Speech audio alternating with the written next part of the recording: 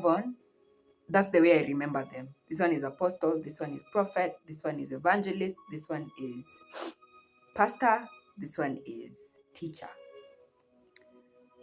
Then we have 1 Corinthians chapter 12 verse 28. We have similarly, we have eight gifts. Number 1, apostles. We've already mentioned them. Prophets, teachers.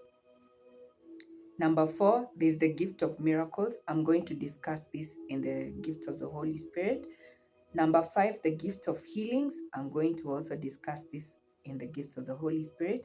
Then there is number 6, the gift of helps. We've talked about mercy, service or ministry, giving.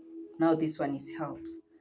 We're told that this gift is very similar to the gift of service. It is understanding a task. It is undertaking, not understanding. It is undertaking a task on behalf of another. So there are these people who just, either they want to join, they're so eager to join into something somebody else is doing.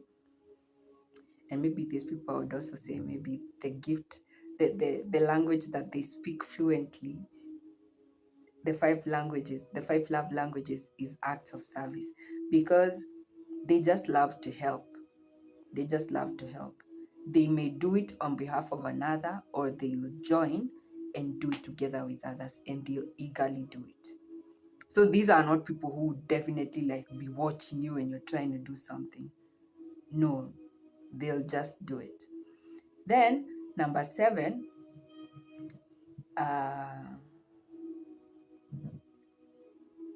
so it's very different from the gift of mercy. And they say it helps. It actually has to do with joining together to do something, or taking the position of another person who should have done it. You take their position and you do it. So the gift of government and administration, you remember in the gift in Romans, there was that gift of ruling or leading. So this one, I think it's very similar to that one. And this one, it's the ability to steer and guide with great powers of organization and vision.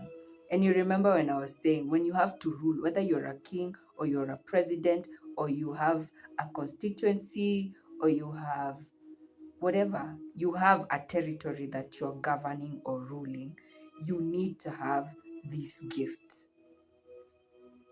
So some of the people who I believe, like Daniel and Joseph, I believe they had these gifts.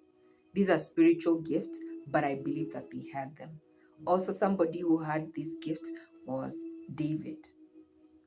Because yes, the first gift that set him in the scene was music, but I also believe that that was a natural ability.